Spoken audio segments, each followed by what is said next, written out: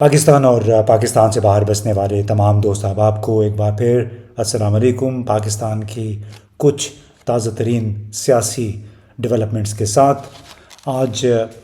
3 issues पे हम बात करेंगे। एक तो आपको एक वीडियो दिखाएंगे और उसमें बतौर Pakistani you don't feel good जब इस किस्म के वीडियोस हम सोशल मीडिया पे गर्दिश करते हुए देखते हैं। दूसरा मसला है, जो दूसरी डेवलपमेंट है, वो है सदर आरिफ अलवी ने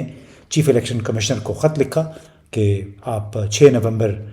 को इसी साल इलेक्शन करवाएं, क्योंकि यही आइन के मुताबिक तारीख़ बनती है। और इसके साथ साथ पाकिस्तान मुस्लिम लीग नून आइंदा इंतखाबात और आइंदा हुकूमत संभालने की तैयारियों में मुसलसल मसरूफ़। तो जनाब, हम आज का आगाज़ करते हैं इस एक वीडियो के साथ। आप देखिए, ये शाह महमूद कुरैशी, हथकड़ी लगी हुई है इन्हें। जब पेशी के लिए उन्हें लाया गया, वो नेशनल सीक्रेट्स एक्ट के तहत इनके ख़िलाफ़ जो मुकदमा बना हुआ है, उसकी पादाश में आज पाकिस्तान के कई मरतबा मुंतखब होने वाले कौमी असम्बली के मेंबर, 2 मरतबा के वज़ीर ख़ारजा और पाकिस्तान की सबसे बड़ी पार्टी पाकिस्तान तहरीक इंसाफ के नायब सदर, नायब चेयरमैन, तो आज उन्हें हथकड़ी लगा के अदालत में पेश किया गया। इस पे मेरा ख़्याल है किसी पाकिस्तानी को फ़ख्र नहीं हो सकता, और अगर जो लोग इसको देख के खुश हो रहे हैं या फ़ख्र कर रहे हैं, तो मेरा ख़्याल है कि they have lost touch with humanity, with values, with rule of law.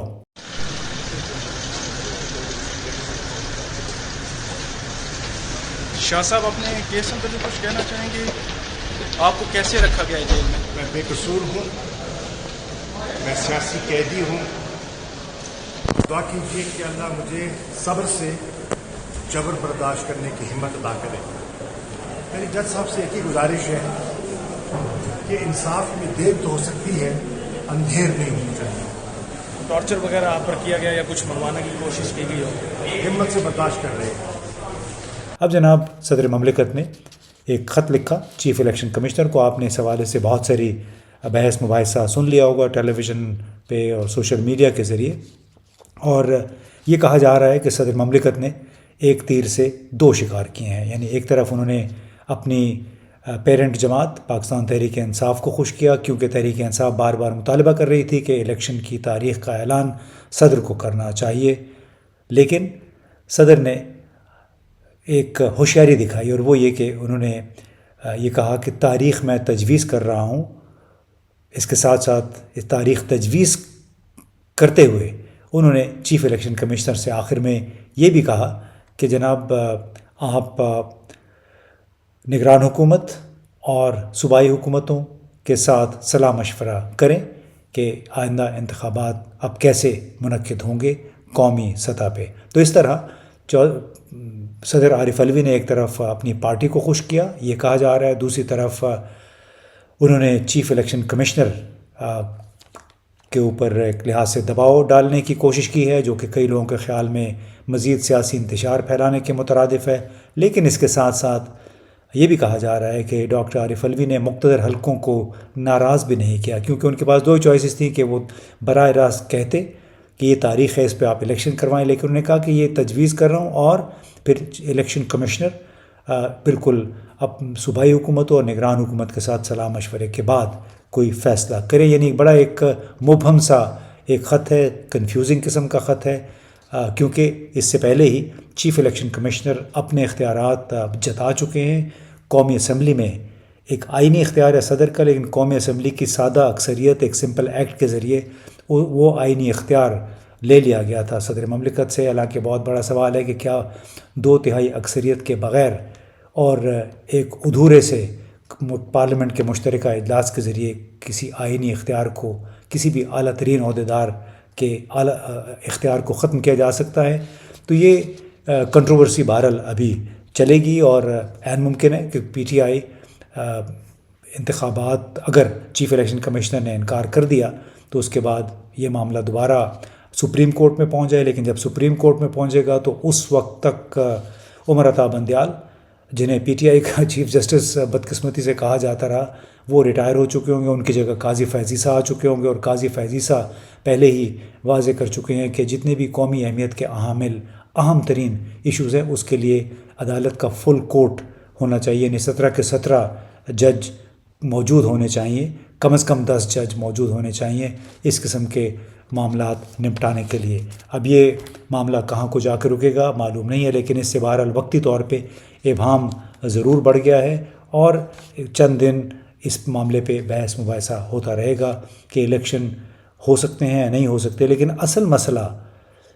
Election کا نہیں ہے، 6 نومبر کو ہوں، جنوری میں ہوں یا فروری میں ہوں، مسئلہ ہم سب کے سامنے یہ رہے گا کہ کیا اس کے ذریعے جو انتخابات ہونے جا رہے ہیں وہ مکمل طور پہ ٹرانسپیرنٹ ہوں گے، یعنی شفاف ہوں گے، غیر جانبدارانہ ہوں گے، تمام جماعتوں کو اس میں حصہ لینے کی اجازت ہوگی کہ نہیں۔ اصل مسئلہ یہ ہے، اس وقت لوگ اس جھمیلے میں پھنسے ہوئے ہیں کہ جی الیکشن نومبر جس طرح صدر نے کہا یا جنوری فروری میں ہوں گے، وہ نہ ہوئے تو 2-4 مہینے کے بعد ہو جائیں گے۔ لیکن ایک بات بڑی واضح ہے، اور جو گیم پلان ابھر کے سامنے آ رہا ہے وہ یہ ہے کہ الیکشن جب بھی ہوئے وہ اسی طرح ہوں گے جس طرح ماضی میں ہوتے رہے ہیں، بلکہ اس سے زیادہ ٹرانسپیرنٹ انداز میں نہیں ہوں گے۔ البتہ ایک ایکسرسائز انتخابات کی ضرور ہو جائے گی، جس کا بنیادی مقصد اس ایکسرسائز کا یہ تھا کہ پی ٹی آئی کو میدان میں نہ آنے دیا جائے، اس کی تمام تر مقبولیت کے باوجود پی ٹی آئی کو جیتنے سے محروم رکھا جائے۔ تو وہ بہت سارے ان پہ پریشر آ چکے ہیں، بہت سارے لوگ ان کے جماعت چھوڑ چکے ہیں، کئی لوگ جیل میں ابھی تک، ڈاکٹر یاسمین راشد صاحب، سینیٹر اعجاز چودھری، محمود رشید صاحب، اس طرح کے عمر سرفراز چیمہ صاحب، یہ سب لوگ ابھی تک جیلوں میں ہیں، اور ان کے علاوہ جو لوگ باہر آ گئے ہیں ان کو بھی ظاہر ہے بہت سارے مقدمات کا سامنا ہے۔ تو یہ بات تو بڑی واضح ہے کہ آئندہ انتخابات میں پی ٹی آئی نہیں ہوگی، اگر ہوگی بھی تو شاید بہت محدود تعداد میں ان کے امیدواروں کو حصہ لینے کی اس میں اجازت دی جائے گی۔ اب اس صورتحال کا نتیجہ کیا ہوگا؟ نتیجہ یہ ہے کہ تمام 3 بڑی پارٹیاں جو ہیں وہ آزمائی جا چکی ہیں، لیکن ایک بار پھر لگتا ہے کہ سٹیج سجایا جا رہا ہے نواز شریف صاحب کے لیے، مریم نواز صاحبہ کے لیے۔ آپ نے سنا ہوگا مریم نواز صاحبہ مسلسل ان کی پہلے برطانوی ہائی کمشنر سے ملاقات ہوئی، پھر امریکی سفیر ڈونلڈ بلوم ان سے ملے، اور اب آسٹریلین ہائی کمشنر نے بھی ان سے ملاقات کر لی، کیونکہ وہ مسلم لیگ کی نائب صدر بھی ہیں، تو اس کیپیسٹی میں ان کی ملاقاتوں کا سلسلہ جاری ہے۔ اور وہ لوگ جن کے سرکاری اہلکار، جن کے عمران خان سابق وزیر اعظم بار بار نام لیتے رہے، ان کے ساتھ بھی وزیر اعظم کالونی کے گھر نمبر 25 یا 26 میں مریم نواز کی ملاقاتیں ہوتی رہی ہیں۔ اب نہ جانے وہ ملاقاتیں کہاں ہو رہی ہیں، کیونکہ گھر نمبر 26 غالباً مریم اورنگزیب جو وزیر اطلاعات تھیں ان کی آماج گاہ تھا، وہاں پہ کوئی خفیہ ملاقاتیں ہوا کرتی تھیں۔ اور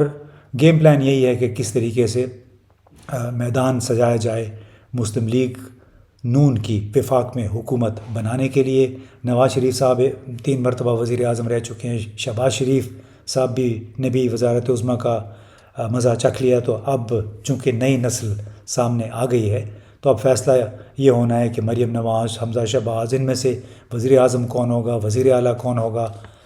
لیکن ایک بات بڑی واضح ہے کہ پنجاب میں ایک ٹائی پڑے گی استحکام پارٹی کے اور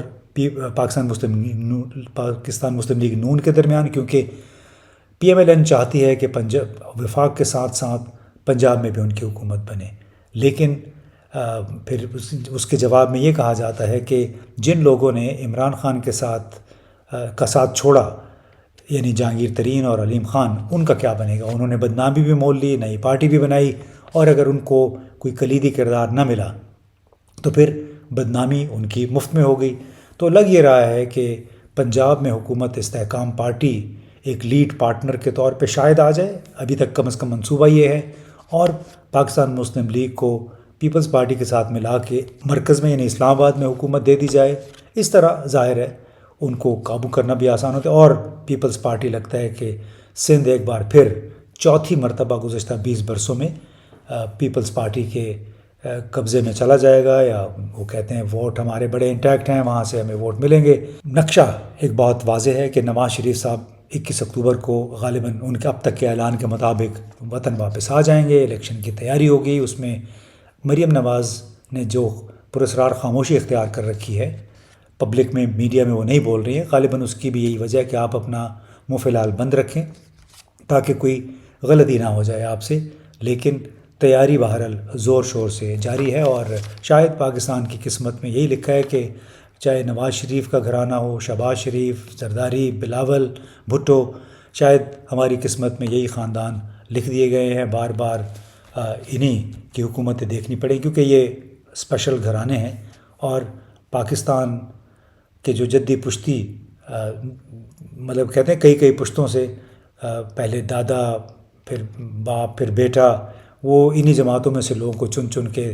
اقتدار میں لاتے رہے ہیں، اور ان کے بھی دادا، پھر باپ، ماں اور اب بچے اقتدار میں